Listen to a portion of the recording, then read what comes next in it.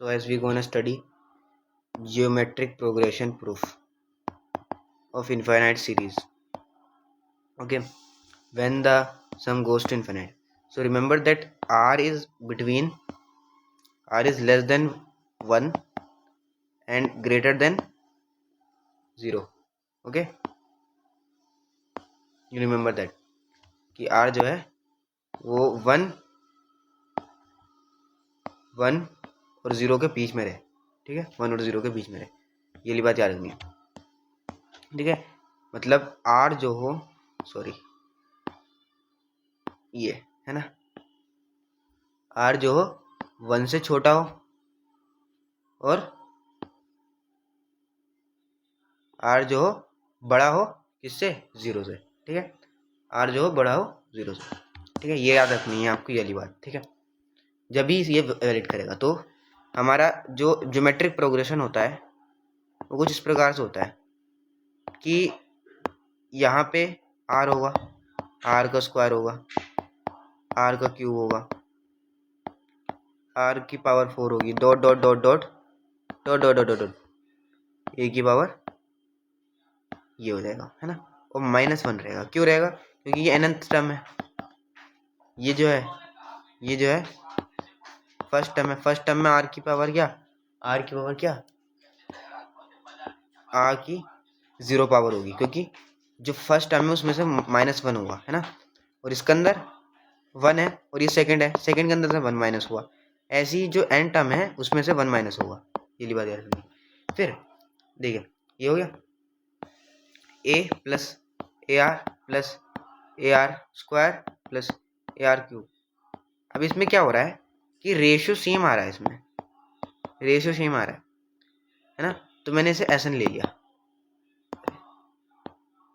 इसे मैंने S N ले लिया. आर की मल्टीप्लाई करी मैंने आर की मल्टीप्लाई मैंने क्यों करी, और मैंने सब्ट्रैक्ट कर दिया. इसलिए कर दी क्योंकि आर की मल्टीप्लाई करने से मुझे पता चल रहा है कि ये कट रहा है ना. आर की मल्टीप्लाई करने से ये कट रहे हैं, है ना. और ऐसे ही करते करते करते करते ये ए आर हो गया और एन हो गया. अब बताओ क्या ये जो है इस पूरे को काट देगा, मतलब कि जब ये माइनस होगा तो ये सब में माइनस का चाइन हो जाएगा. यहाँ भी माइनस, यहाँ भी माइनस, यहाँ पे सब में माइनस आ जाएगा, है ना. ये रखने. अब यहाँ पे ए आर एन भी होगा क्योंकि इससे पहले वाला टर्म ये होगा, है ना. तो ये इस पूरे को काट देगा, बताओ, है ना. तो ये क्या हो जाएगा, S N minus R S N is equal to क्या हो जाएगा, ए प्लस ए, जो ये वाला टर्म है ये तो कट गया, है ना.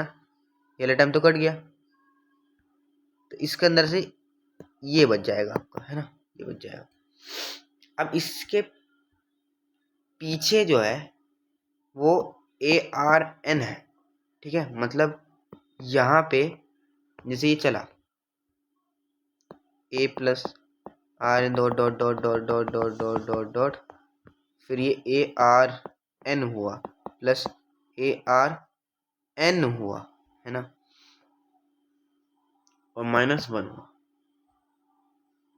अब ये -1 हुआ तो इसके आगे आएगा ना, ए आर एन से पीछे ये था, है ना. इसके पीछे क्या होगा, इसके पीछे ये रहेगा. जब भी तो ये एन एन टर्म पे ये आ रहा है और n माइनस वन टर्म पे n माइनस वन टर्म पे n माइनस वन टर्म पे -1 होगा. तो ये जब -1 होगा तो -2 होगा. इसका मतलब यहाँ पे इसके पीछे वाला कटेगा, इसके पीछे वाला जो होगा n-1 होगा और n-1 काटेगा इसे. और इसके अंदर an तो आ ही नहीं रहा है, तो an यहाँ पे रहेगा, यहाँ पे ये नहीं रहेगा, सॉरी, यहाँ पे an रहेगा, है ना. और फिर मैं एस एन कॉमन ले लूँगा. एस एन कॉमन लिया मैंने, ये हो गया, और एस एन है ना. अब मैं इसमें से क्या कॉमन ले लूँगा, इसमें से ए कॉमन ले लूँगा, ए प्लस आर के और एन, और अपॉन ये नीचे ये इधर लेके चला गया मैं, है ना. ये इधर लेके चला गया, यहाँ पे माइनस रहेगा. ठीक है, ये जो है यहाँ पे जो क्वेश्चन जो था आपका यहाँ पे जो था यहाँ पे जो था माइनस हो जाएगा, ये 1 माइनस आर हो जाएगा और ये एस एन आ जाएगा। और यही होता है हमारा जीपी का जो सम होता है उसका डेरिवेशन।